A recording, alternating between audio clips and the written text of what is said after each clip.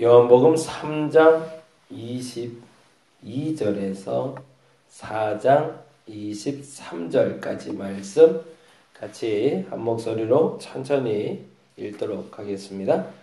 그 후에 예수께서 제자들과 유대 땅으로 가서 거기 함께 유하시며 세례를 베푸시더라. 요한도 살렘 가까운 에논에서 세례를 베푸니 거기 물이 많음이라. 그러므로 사람들이 와서 세례를 받더라. 요한이 아직 옥에 갇히지 아니하였더라. 이에 요한의 제자 중에서 한 유대인과 더불어 정결 예식에 대하여 변론이 되었더니 그들이 요한에게 가서 이르되 라삐여, 선생님과 함께 요단강 저편에 있던 이 곧 선생님이 증언하시던 이가 세례를 베풀매 사람이 다 그에게로 가더이다. 요한이 대답하여 이르되 만일 하늘에서 주신 바 아니면 사람이 아무것도 받을 수 없느니라. 내가 말한 바 나는 그리스도가 아니요 그의 앞에 보내심을 받은 자라고 한 것을 증언할 자는 너희니라. 신부를 취하는 자는 신랑이나 서서 신랑의 음식을 듣는 친구가 크게 기뻐하나니 나는 이러한 기쁨으로 충만하였노라. 그는 흥하여야 하겠고 나는 쇠하여야 하리라. 위로부터 오시는 이는 만물 위에 계시고 땅에서 난 이는 땅에 속하여 땅에 속한 것을 말하느니라. 하늘로부터 오시는 이는 만물 위에 계시나니 그가 친히 보고 들은 것을 증언하되 그의 증언을 받는 자가 없도다. 그의 증언을 받는 자는 하나님이 참 되시다는 것을 인쳤느니라. 하나님이 보내신 이는 하나님의 말씀을 하나니 이는 하나님이 성령을 한량없이 주심이니라. 아버지께서 아들을 사랑하사 만물을 다 그의 손에 주셨으니 아들을 믿는 자에게는 영생이 있고 아들에게 순종하지 아니하는 자는 영생을 보지 못하고 도리어 하나님의 진노가 그 위에 머물러 있느니라. 예수께서 제자를 삼고 세례를 베푸시는 것이 요한보다 많다 하는 말을 바리새인들이 들은 줄을 주께서 아신지라. 예수께서 친히 세례를 베푸신 것이 아니요 제자들이 베푼 것이라. 유대를 떠나사 다시 갈릴리로 가실새 사마리아를 통과하여야 하겠는지라. 사마리아에 있는 수가라 하는 동네에 이르시니 야곱이 그 아들 요셉에게 준 땅이 가깝고 또 거기 또 야곱의 우물이 있더라. 예수께서 길 가시다가 피곤하여 우물 곁에 그대로 앉으시니 때가 6시쯤 되었더라. 사마리아 여자 한 사람이 물을 기르러 왔음에 예수께서 물을 좀 달라 하시니 이는 제자들이 먹을 것을 사러 그 동네에 들어갔음이로라.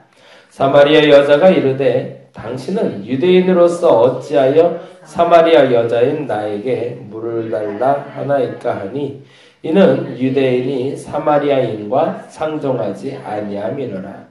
예수께서 대답하여 이르시되 내가 만일 하나님의 선물과 또 내게 물 좀 달라 하는 이가 누구인 줄 알았더라면 내가 그에게 구하였을 것이요 그가 생수를 내게 주었으리라.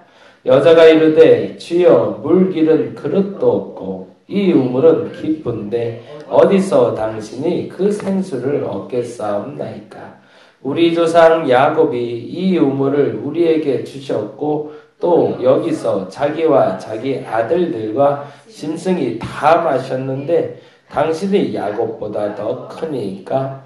예수께서 대답하여 이르시되 이 물을 마시는 자마다 다시 목마르려니와 내가 주는 물을 마시는 자는 영원히 목마르지 아니하리니 내가 주는 물은 그 속에서 영생하도록 솟아나는 샘물이 되리라. 여자가 이르되 주여 그런 물을 내게 주사 목마르지도 않고 또 여기 물 기르러 오지도 않게 하옵소서. 이르시되 가서 내 남편을 불러오라. 여자가 대답하여 이르되 나는 남편이 없나이다. 예수께서 이르시되 내가 남편이 없다 하는 말이 옳도다. 너에게 남편 5이 있었고 지금 있는 자도 내 남편이 아니니 내 말이 참되도다. 여자가 이르되 주여 내가 보니 선지자로소이다. 우리 조상들은 이 산에서 예배하였는데 당신들의 말은 예배할 곳이 예루살렘에 있다 하더이다. 예수께서 이르시되 여자여 내 말을 들으라. 네 산에서도 말고 예루살렘에서도 말고 너희가 아버지께 예배할 때가 이르리라. 너희는 알지 못하는 것을 예배하고 우리는 아는 것을 예배하노니 이는 구원이 유대인에게서 남이라.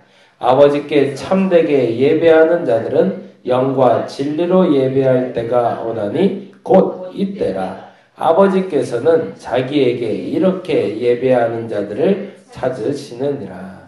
아멘. 아멘. 요한복음을 볼 때 팁이 있는데요. 요한복음을 볼 때 첫 번째는 지난번에 말씀드린 대로 공간복음하고 조금 다른 특징이 있죠. 공간복음이 월요일날 그 얘기 드렸지만 골짜기, 계곡, 평야 이런 식으로 나누는 것처럼 이스라엘을 세 부분으로 나눠서 말하는 것이 마태, 마가, 누가복음의 그 형식이다. 그러니까 마치 예수에 대해서 하나의 특징, 왕으로 오신 분, 종으로 오신 분, 그리고 그리스도로 오신 인자로 오신 하나님에 대해서 말하는 게 마태, 마가, 누가복음이라면 요한복음은 그거보다 위치가 조금 다르다고 그랬죠. 그래서 그 말을 조금 이해하시면 좋겠는데 평지를 걸어가며 이스라엘의 성지순례를 하는 것이 아니라 하늘에서 이스라엘을 보는 느낌. 그러다 보니까 주마간산 얘기했었죠. 주마간산이란 말이 조금 폄하하는 말이긴 하지만 그 깊고 조금 세부적으로 보는 것이 아니라 좀 넓게 볼 수 있는 시야를 열어주는 것이 바로 요한복음이다라는 얘기를 드렸습니다. 그래서 이 넓게 볼 수 있는 요한복음을 보면서 제일 먼저 찾아봐야 되는 건 예수는 누구인가 라는 부분입니다. 여기서 말하는 예수는 도대체 어떤 분인가? 그리고 내가 만나는 예수는 누구인가?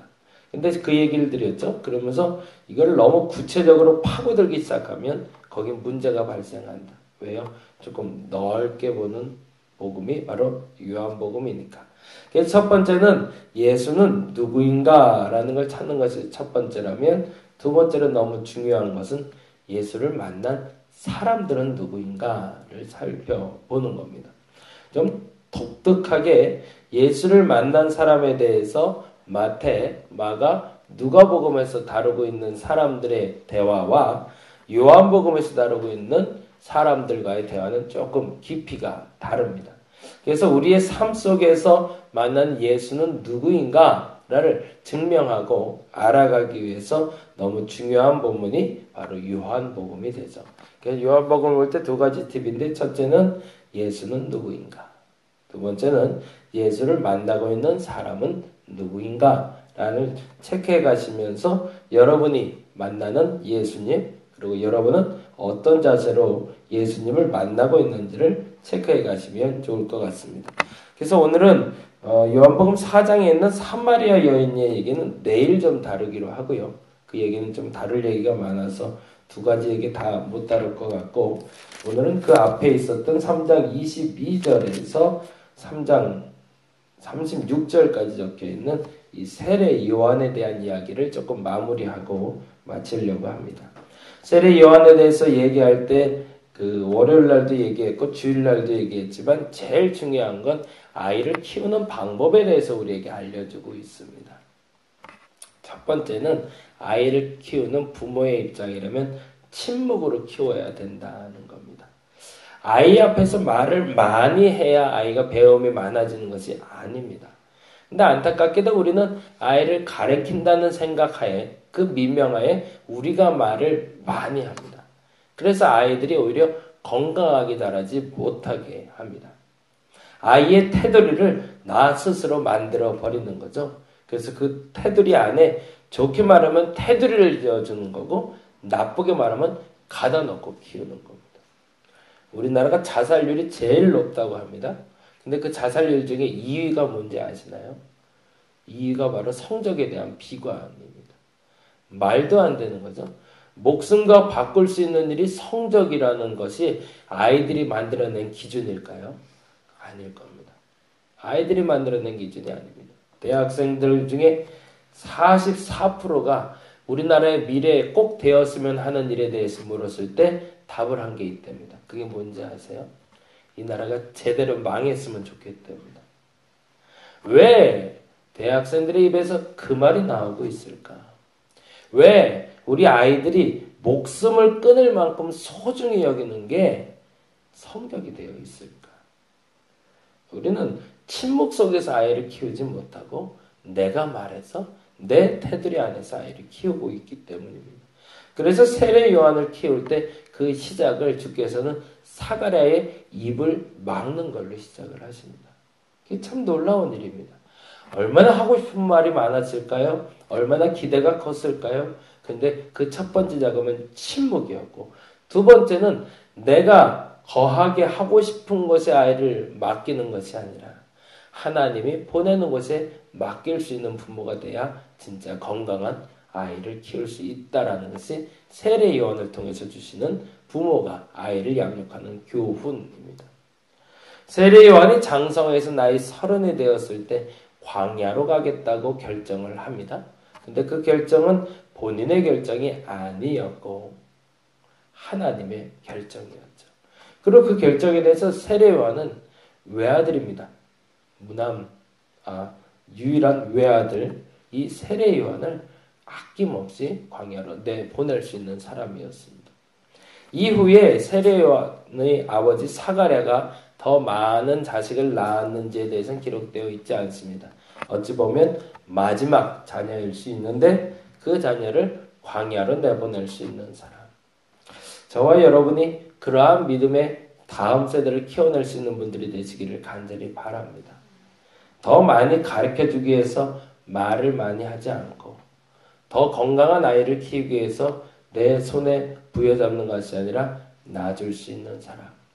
그렇게 만들어진 사람이 세례 요한인데, 그래서 세례 요한의 두 가지 특징을 우리가 잘 알고 있죠. 첫째는 광야에 외치는 소리. 그래서 제가 그 얘기를 한번 드렸는데, 광야라는 어려운 곳에서 척박한 곳에서 산 사람, 가난하게 산 사람을 말하는 것이 아니라 광야를 오아시스로 바꿀 수 있는 사람. 그 사람이 우리가 돼야 된다고 다시 한번 점검해 봤으면 좋겠습니다. 그건 무슨 말이냐면 누리는 것이 많은 사람이 아니라 나누는 것이 많은 사람이 되어야 된다는 겁니다. 내가 가진 것을 가지고 그 누군가에게 마음껏 나눌 수 있는 사람이 될 때, 내 것이 아니라고 주장하는 것이 많아지는 사람이 될 때 그 광야는 오아시스를 만나게 됩니다. 근데 안타깝게도 모두가 어렵다고 그럴 때, 모두가 어려울 때 그리스도도 같이 어렵다고 말하니 문제가 되는 거죠.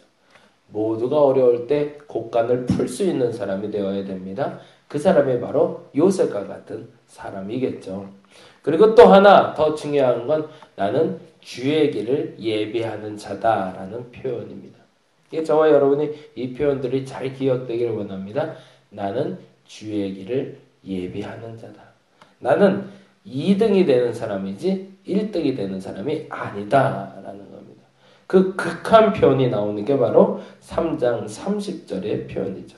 같이 한번 볼까요? 3장 30절. 같이 한번 읽어보겠습니다. 그는 흥하여야 하겠고 나는 쇠하여야 하리라 하니라.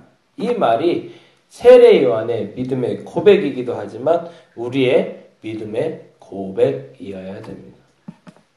김동호 목사님이 은퇴를 하시고 최근에 이제 설교를 가끔 다니시는데 그 설교에 어느 교회 부흥 집회하는 설교를 들었거든요.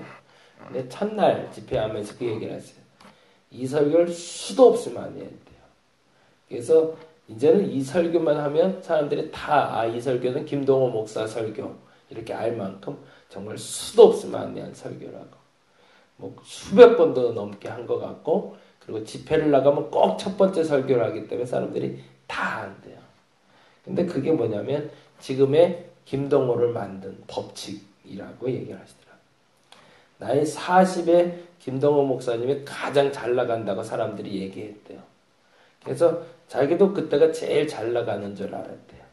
근데 나이 50이 됐더니 지금이 김동호 목사님의 전성기라고 얘기를 하더래요. 그래서 지금이 전성기인 줄 알았대요. 근데 은퇴하고 났더니 사람들이 그런데요. 앞으로 김동호 목사님이 어떻게 살지 기대가 된다고 얘기를 한대요. 얼마나 좋을까요? 여러분의 삶도 그랬으면 좋겠습니다. 매일매일이 새롭고 매일매일이 더 사람들에게 기대를 주는 삶을 살았으면 좋겠습니다. 근데 그 비결을 얘기하는데 그 비결이 아주 단순한 비결이었습니다. 그건 뭐냐면 이분이 항상 하는 표현인데 비행기를 자주 탄다는 거죠. 근데 비행기를 탈 때 단 한 번도 기장이 피곤하고 어렵다고 해서 내가 비행기를 30년 내내 탔다고 해서 기장 좀 쉬라 그러고 내가 그 자리에 앉아서 비행기를 운전해 본 적은 한 번도 없다는 겁니다. 그 얘기가 마음에 이렇게 확 와닿더라고요. 비행기는 기장이 운전을 해야 안전하게 뜨고 안전하게 내리는 거죠. 30년을 탔다고 해서 승객으로 30년을 탔다고 해서 비행기를 운전할 수 있는 게 결코 아니라는 거죠.